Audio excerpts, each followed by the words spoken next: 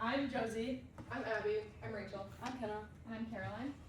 Okay, so to start off, our research question is, how does financial stress regarding living expenses affect academic engagement in college students? And we kind of went into a lot of different stresses that regard living expenses, so not just living expenses, but rent, housing, and we'll go into all that. But the main kind of question that we looked into, again, was financial stress and its overall effect on academic engagement within college students.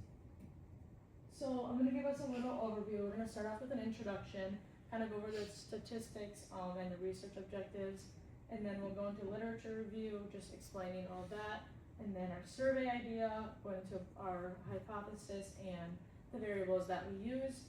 After that, we'll do a survey plan, tell you guys the type of questions that we asked and why we asked those questions and kind of how they worked. And then we will go to the data analysis. We will share the errors that we found during our process and the multiple regression. And then finally, we will go into our research findings, give you guys the results, and then answer any questions that you guys may have. So to start off with just a statistic, 78% of college students say that finances impact them in their everyday lives. And then going into more of our statistics from our research, we started off with who we surveyed. We surveyed the typical college age students, like 18 through 24. Most of them were female just because our whole group is female. With that being said, there was a chunk that was male, so it wasn't just female. But yeah, many of them attended Northern. But again, there was another chunk of them that weren't from Northern. We had some from Florida, USC, CMU, Colorado, GVSU, NDSU, and then a couple different schools from Minnesota. So it wasn't just Northern. Our research goes beyond that in multiple different states. Most of our students worked while they're enrolled in college, which was one of our biggest factors that we noticed while doing this research. Averaging about 15 hours of work a week that students could be spending trying to engage more in their academics, doing homework, studying, all that stuff. And then a huge pressure point that we also noticed after looking at all the effects was housing costs and rent. So over half of our respondents said that they pay $600 or more a month just on rent, and that's besides all the other everyday living needs that you need to live. And then a huge chunk of them also said that they pay $700 or more a month, which was our top option in the survey. And so our study focuses on how financial stress related to living expenses impacts academic engagement. We wanted to focus on the key stressors such as rent and housing, any daily expenses such as groceries, and then the work time pressure that comes from a working student. And our population that we focused on was college students. And so we had to come up with some objectives for this.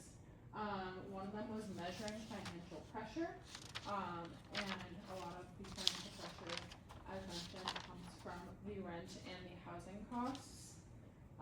And then we tested the relationship to engagement with between financial stress and academic engagement. This was the main focus of our study, where we analyzed whether higher stress levels are linked to lower engagement in school. And then we also aimed to identify practical responses. This meant we looked at what universities, employers, or support systems can do to reduce financial stress and improve student success. And then this matters because it goes beyond just money. Financial stress doesn't only affect a student's bank account, it also impacts their behavior and engagement in school. When students stressed about paying rent or balancing work and classes, it can affect their focus, their participation, and overall performance. So going into our literature review, one of our main topics is obviously financial stress. So a little description on financial stress is a burden or a thought in your brain or anxiety that is caused by finances. And in our regards, we're talking about college students. So, stats done in 2023 say that 47% of college students are now on their own, and parents no longer pay for their college, or their housing, transportation, or or food. So they have to now rely on themselves. And then 1 in 4 students live below the federal poverty line, which makes it difficult for them to afford many things, which is why they have to get a job. And then another survey done by the National College Health Assessment says that 75% of college students report that they feel moderate to high levels of financial stress during their college career. And this is a little graph that shows the rising financial stress among college students over time, starting from 2010 to 2025. These are based on a few different national surveys and like stats that I've read. So these are kind of just like estimated numbers of how much it goes up each year. And so it's predicted to keep going up because of finances and the economy. So our second point is academic engagement, which is the second part of our question. And so now more than ever, the academic engagement rate is like the lowest it has been in a very long time, with 38% of college students being actively engaged or participating in class, which leaves 62% not engaged, which is quite a lot of people. And then 1 in 3 students say that financial stress does affect their academic engagement. This is not from our research, this is from other research that was done in 2023, so a few years in advance. And then 30% of college students say that they don't buy books, not because they don't want to or college materials, but because they cannot afford it and because of the finances of the materials. And then this is another graph based on the change in engagement. As you can see, or this is from 2012, so it's a very big gap, 2012 to 2023. But as you can see, it's above, and then as COVID hits, it goes below, and then it significantly dropped in 2023. And I couldn't find a more recent statistics done, but 2023 was the latest, and it's significantly under. This is based on financial stress and academic engagement, and so as you can see, as the financial stress gets higher, then the academic engagement continues to lower. Next we're going to talk about our survey idea. Originally we had 2 hypotheses, but we realized we really only need 1 for our research. And our hypothesis is that financial stress from living expenses negatively affects college students' academic engagement and performance.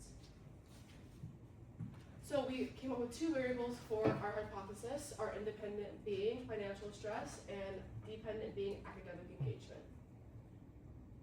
And so we wanted to really target with our questions for each of the independent variables and dependent variables. So our first question is a Likert scale question. And we said, please select the extent to which the following subjects affect your stress level. We thought Likert would be the best option for this, so we could have array of options that you could choose from, and we can also measure like housing, food, transportation, utilities. Our next question is a rating scale, and it's also the question says on a scale of 1 to 10, how financially stressed do you feel this semester? Just wanted to get a gauge on how they felt. Next is for our dependent variables, both Likert scale questions. Are you easily distracted in this class, and how often are you engaging in class? It gives a lot of good data for our research. Another independent variable question, an easy yes or no question, have you had to skip class due to work or financial responsibilities? And another Likert scale question, we worded it differently as a statement, and our statement says that financial stress makes it difficult for me to focus on our schoolwork. Okay, so moving on to our survey plan and how we structured it. So we wanted to target individuals aged 18 to 24, looking at the population as a whole. But what we took at our sample are those who attended a university or college who fell within that age range. And our average respondent was a female aged 21 and a half years old. Our survey structure, this is going to go over the questions of what was in our survey and why we put it there. So our introduction was our consent screen, which gave more information of our research and any contacts if somebody had any questions, comments, or concerns about why we were conducting this. And then we moved on to questions regarding income and expenses. So we asked students how much they were spending, how much they had, questions that gauged that topic. And then we moved on to financial stress questions, like what Abby had said, the 1 to 10, how financially stressed are you right now? That is how we gauged that, their individual level. And then academic engagement questions, We looked at their in-class participation and attendance. And then their demographics, so questions of how old are you, where do you attend, what's your gender, and all of those things that would make them eligible to take our survey and use their data.